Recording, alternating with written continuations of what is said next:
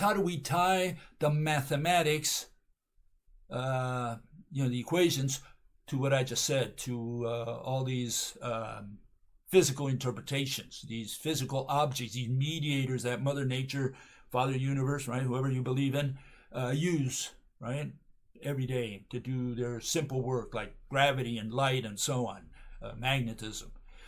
How do we tie equations to them? So now let's look at the equations, okay?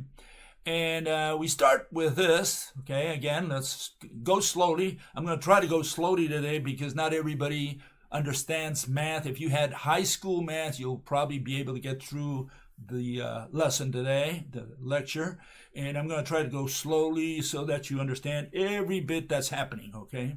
So here's the first one, and that's where we started earlier, and that is that we're going to replace the electromagnetic wave with the electromagnetic rope. It's a rope, it's a thing, okay? Not a concept like the wave is, okay? It's not made of, fields and vectors. It's made of threads, and so it's different. And some people can't tell the difference. People say, oh, just gave new names to the fields. No. The field is a concept. A value at each point in space. That's what the word field means. That's not what we're talking about. We're talking about threads, physical threads. This is a rope, and it's made of threads, okay? So that's important to understand. We're talking about objects here, things, okay? Things that go through things, because the ropes go right through the ropes, just like neutrinos go right through neutrinos and through other matter.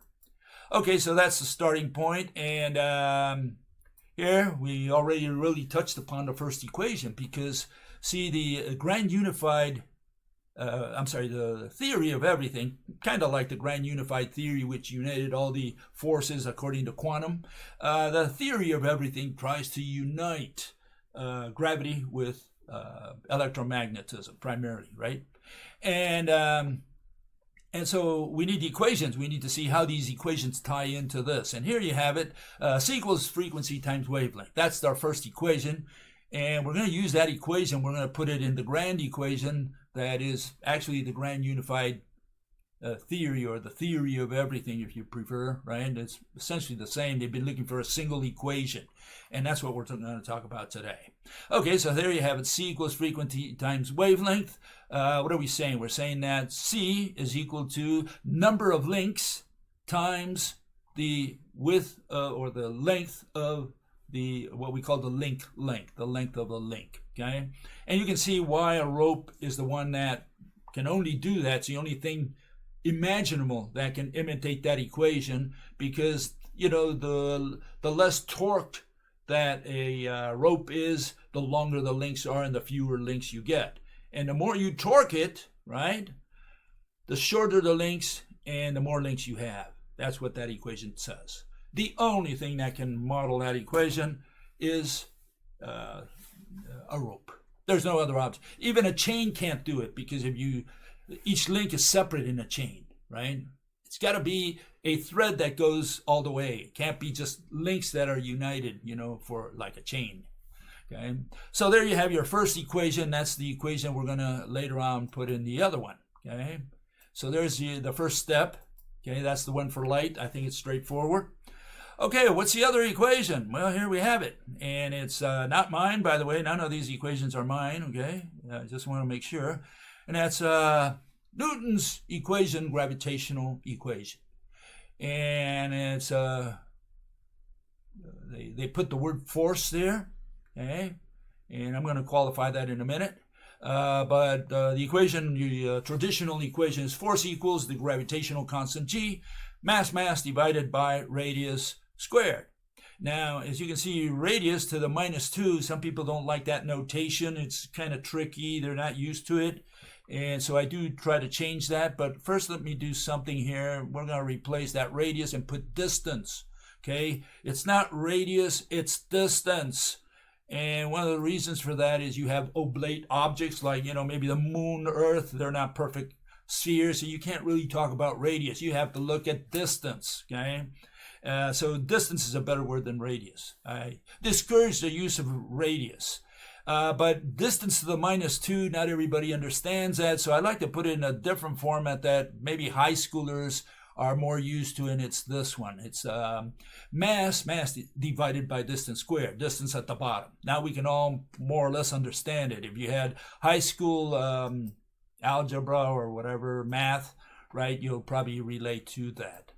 Okay, but the big one here is that gravitational constant G. What does that mean? What is that G? And, nobody knows out there.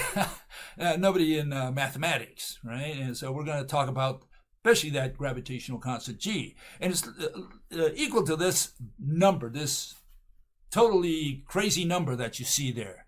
What in the world is that, right? Okay, and so people don't understand. They look at it and they say, well, every time we put newtons, the N there, right? Meter squared kilogram to minus 2, it was on the denominator. With that value there, 6.67, right? When we put that number, it works. So it's like tautology. Yeah, we put that number because it works, okay? But nobody has any idea what all that means. And that's all they needed really to figure out as far as we're concerned here. To understand the theory of everything, or grand unified theory. I like to use grand unified theory because it kind of is a better notion in my mind than theory of everything. But yeah, it's it's the unification of gravity and light. How do we unite this with light? That's what we're trying to do here. How do you explain that, right?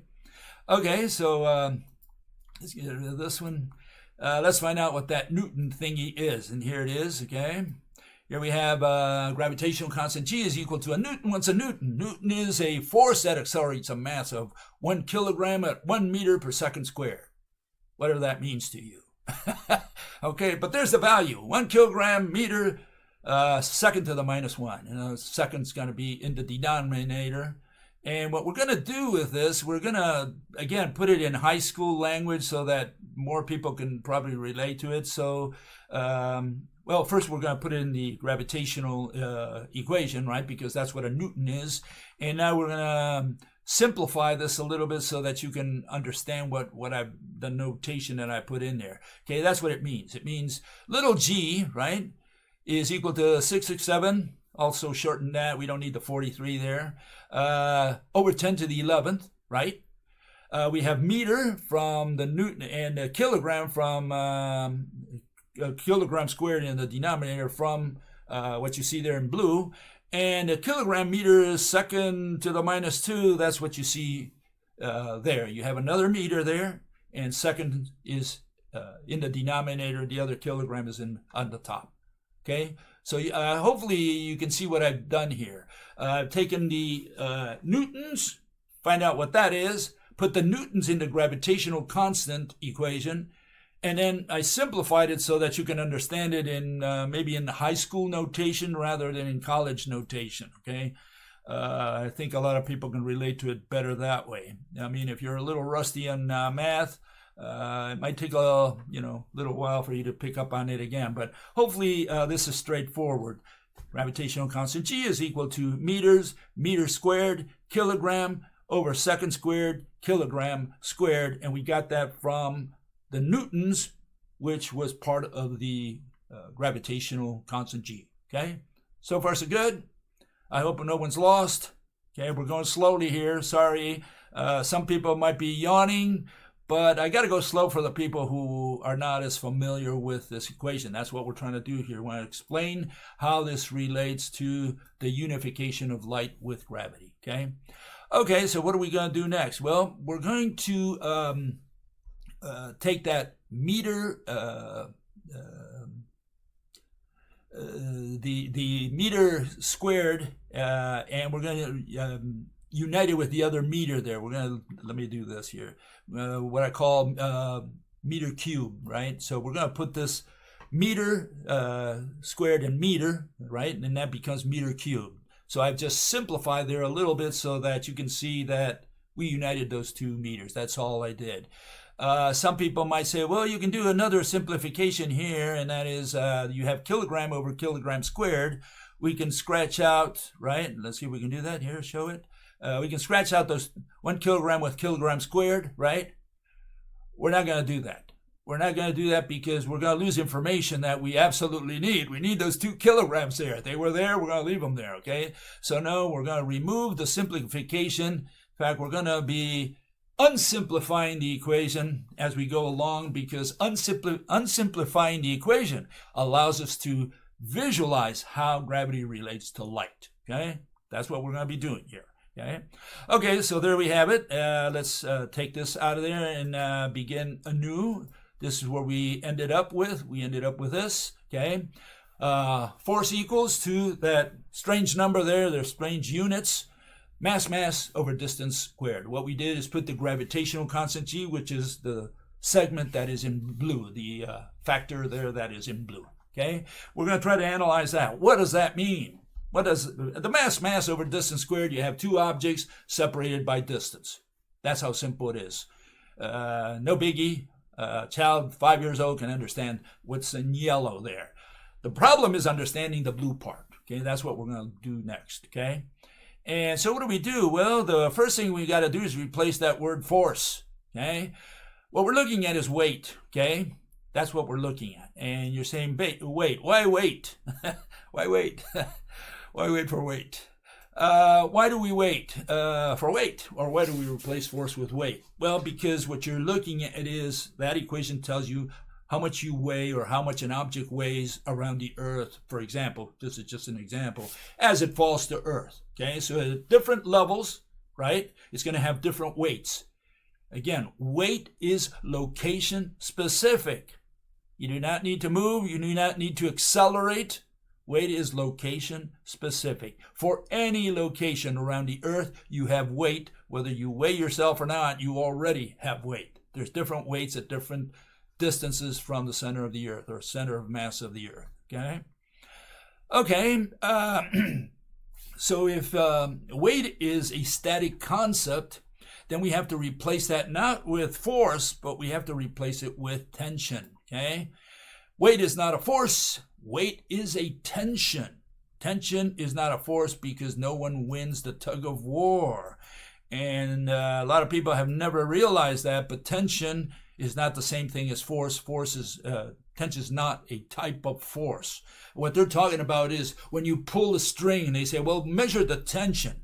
Here we're not measuring anything. We're going with definitions. Tension means that no one wins the tug of war. Therefore, it's not a force of any kind, either push or pull. Okay? Neither one is correct. Okay? Tension is not a force. And so we're going to replace that weight with the word tension, meaning that we can synthesize this in a single frame of the universal movie, okay? So if we had God's movie there, you know, and it's rolling, all the atoms moving from one location to another, what we're going to say is that tension is, I can illustrate tension in a single frame. I cannot do that with force. Okay, for force, I need at least 2 frames of the universal movie. For weight, I can synthesize that in a single frame, and I can synthesize tension in a single frame because nothing is moving. Okay, so it's important to understand that concept. Okay, so here you have what is force. Force, an influence that can cause an object to change its velocity. And tension does not change anything. Tension means the game is tied. No one wins the tug of war, okay? Whether push or pull, by the way. Okay, and that's why we use this notion known as the little tool that I created, known as the universal movie.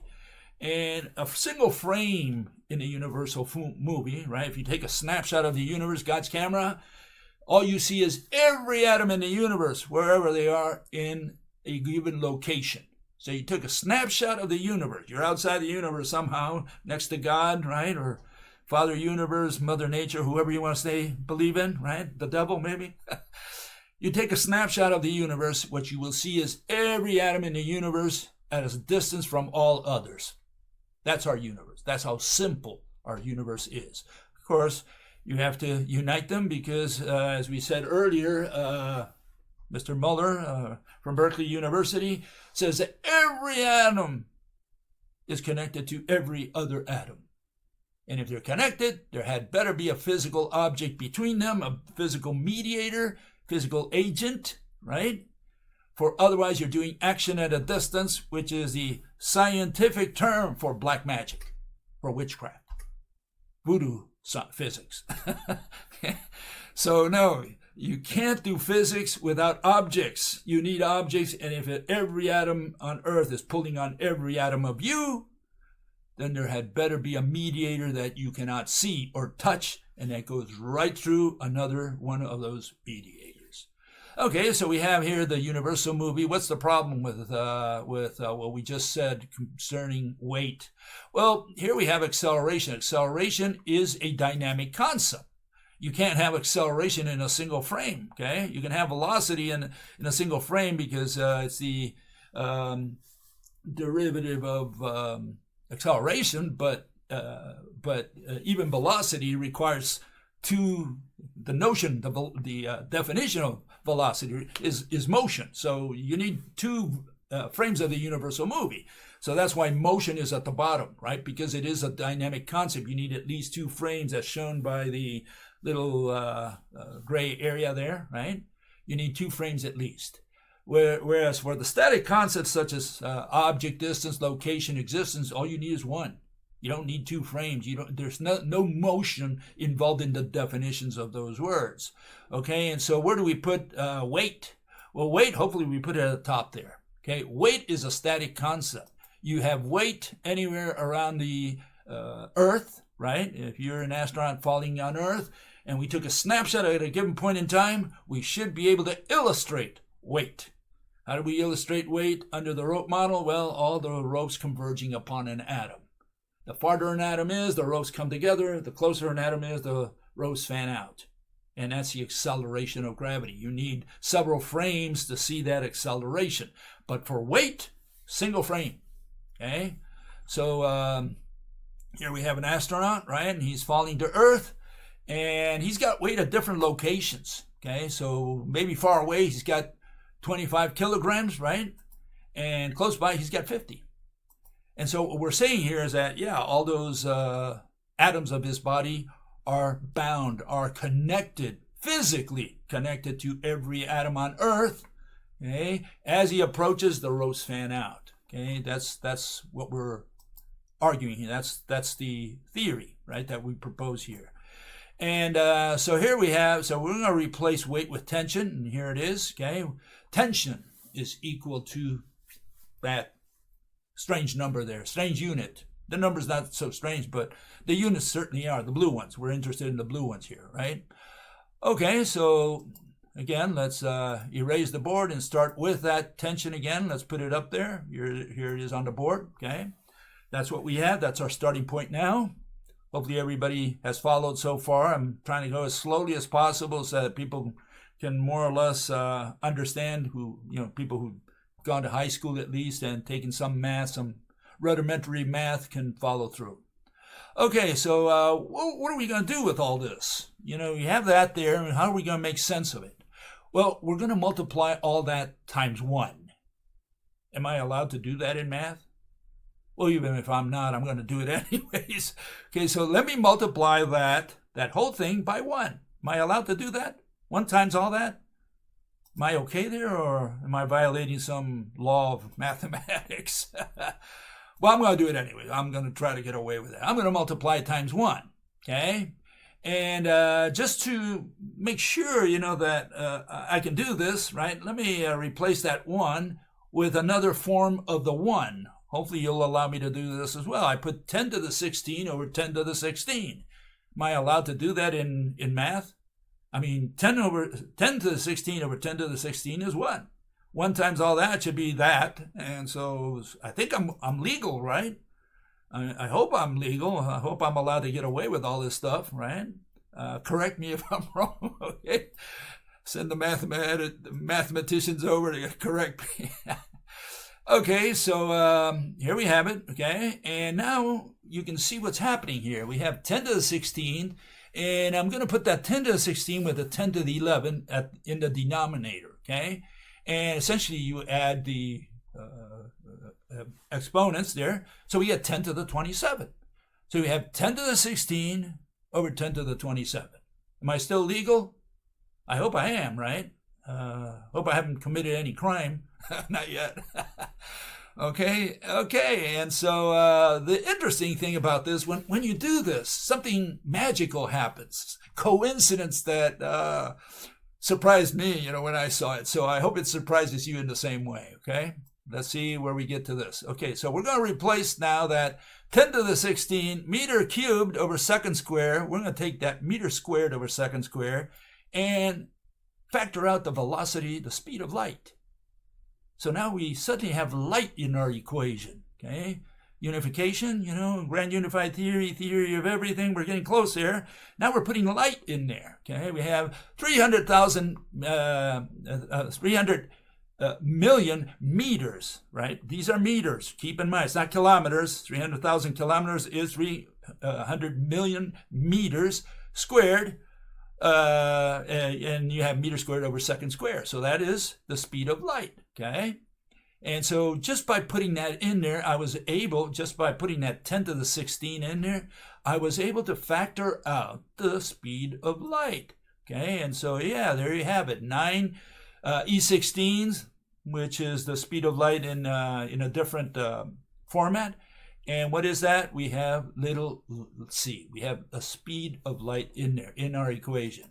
Now, isn't that nifty that I was able to remove, to put in 10 to the 16th, fudge around, kind of play with it, right? Put it in there, and with that, I was able to put light into our equation, okay?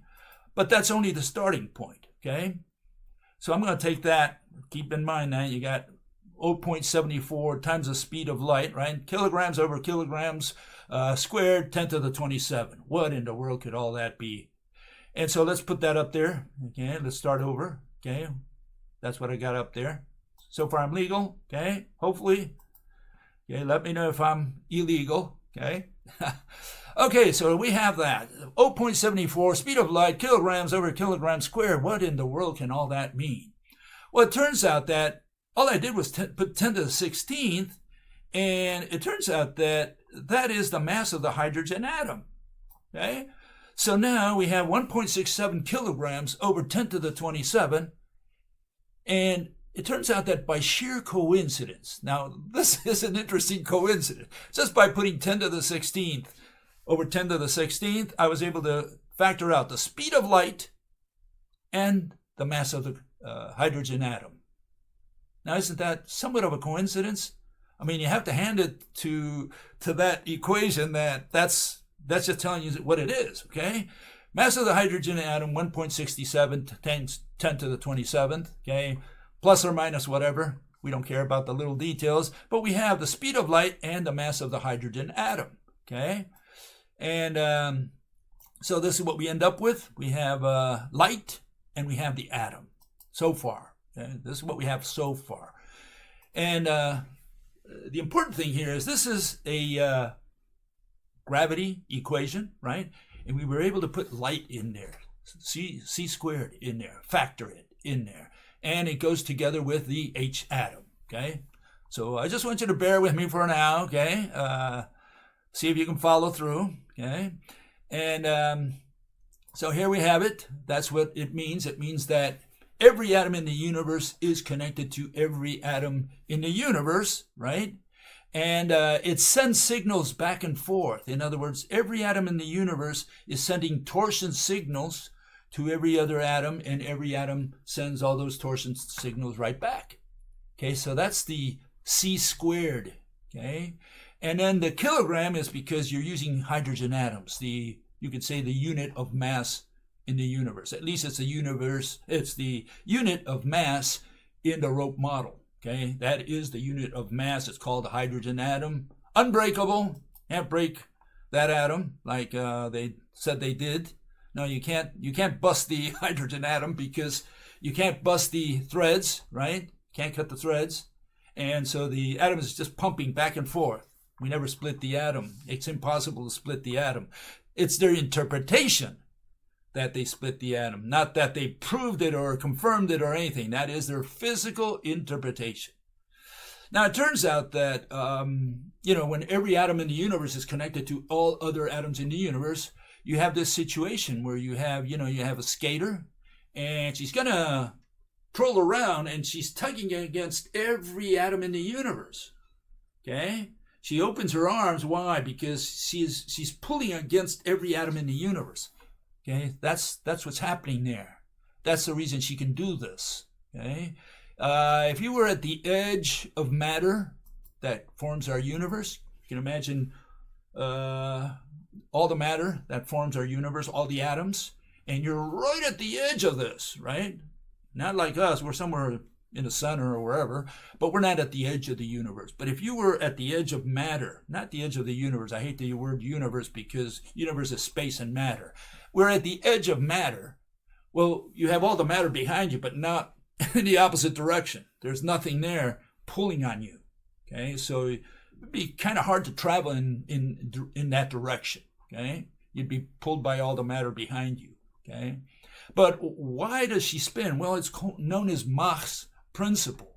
Okay, Mach's principle says that you're pulling against every star or against every atom in the universe. Okay, that's Mach's principle in a nutshell. Okay, so here we have the motion of two atoms bound by the electromagnetic rope. And again, this is our model, our basic model. Two atoms bound by a rope, and with this we're going to try to explain how they are, what is out there in the universe and how it works. Okay, and so that's one motion that you have. If this is all there is, remember, let's assume we remove all matter from the universe at this point, right? And all we have is these two atoms bound by a rope, right? An electromagnetic rope.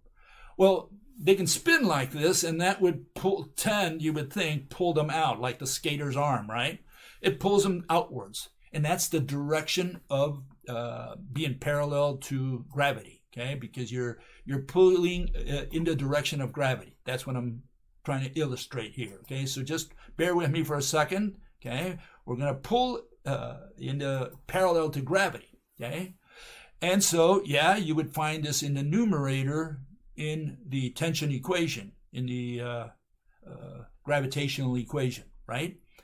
Because they're in the direction of gravity. If you're being pulled by the Earth, if you're an astronaut falling towards the Earth, you would be in that direction, right? Parallel to gravity. That's what I'm trying to show there.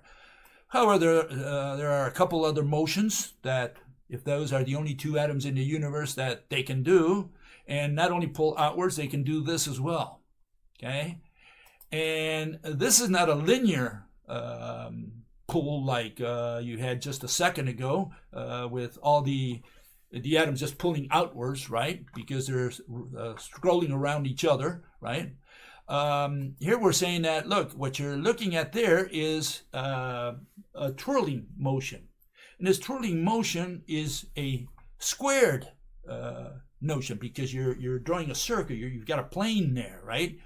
And it takes away from the pull of gravity, which is in the direction parallel to gravity, right? This is perpendicular really to gravity. And so, yeah, we're going to find this in the denominator. And that's what we're saying that this is happening here. You have the kilogram squared again, okay? They're rolling around, right? Orbiting kind of around themselves, right?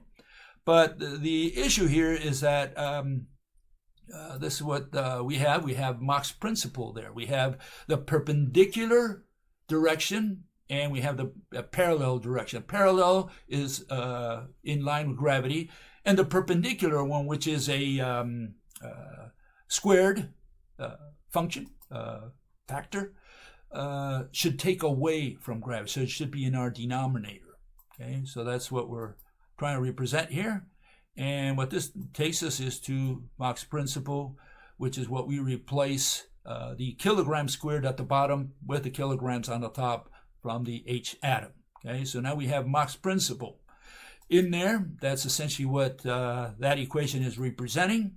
Okay, and so again, let's start with Mach's principle. Let me get rid of this. We put this back up here. Give me a second. Where is it? Okay, so there we have it. Light times Mach's principle.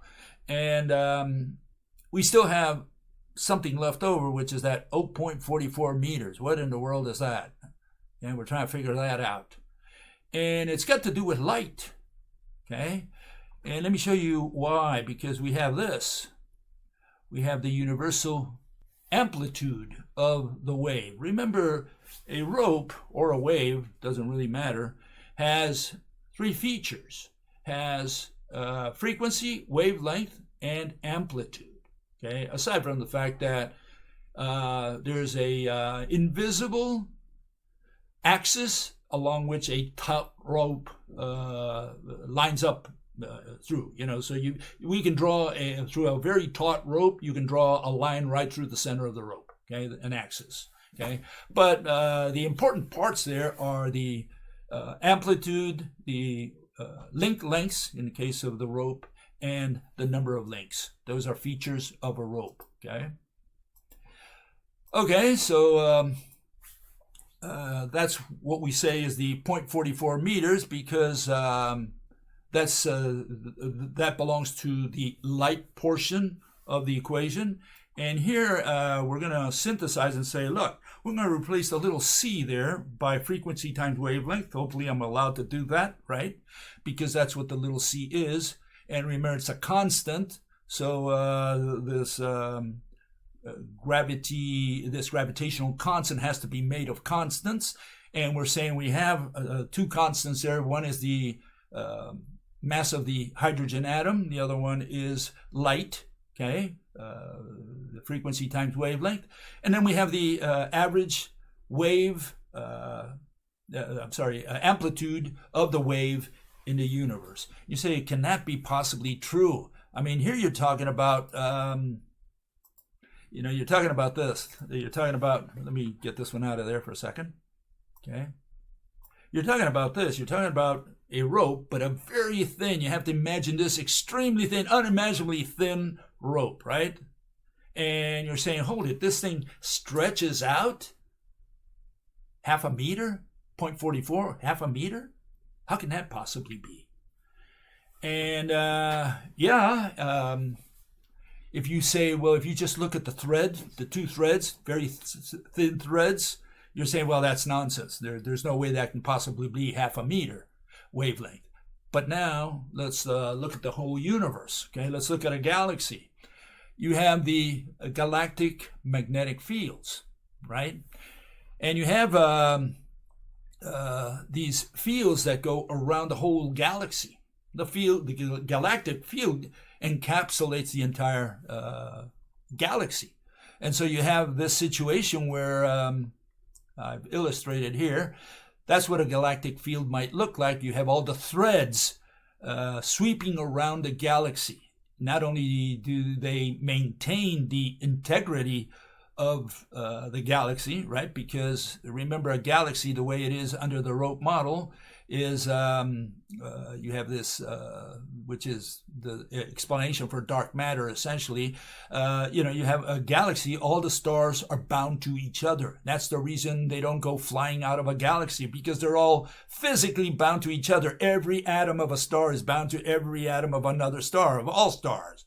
And that's the reason, a galaxy rotates in situ like a carousel, right? Otherwise, if it were all made of particles, the stars would fly away. Okay, so galaxy is,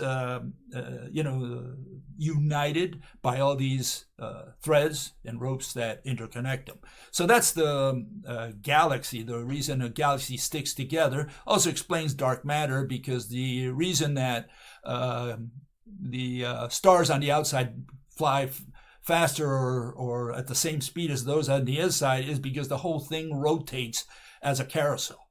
Okay? And why? Because they're all physically connected. It's got nothing to do with mass being put in there or anything like that. Okay, so let's return to this one. On top of that, we're going to put the galactic field, which is something like that. You would have all the threads flowing out the top and coming through the bottom, in this case, right? And that maintains the integrity of a galaxy. So what's the issue there? Well, there you have amplitude. The wave, the rope has split apart. In other words, has opened up. And you have this situation here. Let me remove this for a second. Okay. And what you have this situation where the ropes are, the threads are swinging around the entire galaxy. Okay, so some are coming up, the others are coming down, but why? Because the amplitude was increased. And so when you factor the amplitude of all the ropes that make up a galaxy, all the threads that make up the galactic magnetic field, right? Then yes, if you, with that amplitude averaged out throughout the universe, plus all the atoms that are connected through ropes with each other, yeah, you could probably conceivably end up with a number like half a meter, 0.44. And that's what we say is that other factor in there. And of course, it's good to put it in this context that the light part is energy and the atoms part is matter. So we have these words that they like in mathematics, energy and matter. Well, there you have it. That's the energy component and the matter component of the gravitational constant G. And again, you can see light is represented by the amplitude, the frequency, and the wavelength on the light side. And on the other side, you have the matter portion, which is the hydrogen atom, a constant, okay? And Mach's principle, the fact that, it's not that the atoms are twirling around, it's that everything is pulling from every side on those atoms, from every atom in the universe. That's Mach's principle. You don't have to have motion for that either. You can represent that, in a static concept, such as the universal movie. You can represent it with ropes, just connecting one atom to every atom in the universe. If you could take a picture of that, right, you would have that atom being pulled from every side. The ones that are parallel to gravity, that's your hydrogen atom. The ones that are pulling outwards, that's the twirl, you could say, if the only things you had in the universe were two atoms bound by a rope. So that's the notion in general. Okay. Anyways, the point here is we have the equation, and it's Newton's gravitational equation. It's just not a force, it's a tension, right? It's a static concept. Weight is a static concept. That's what the equation represents. I replaced radius by distance. Why did I do that? Because it's not the distance traveled of mathematics, it's distance separation. The distance of physics, separation between two objects. That's what Newton's equation shows. There is no acceleration in Newton's equation. All we have really is a static concept, weight, and weight is a static concept. You have separation between two objects and all the ropes interconnecting them. The ropes are represented by the part of the equation that represents the speed of light plus the average amplitude of all waves in the universe, all ropes in the universe.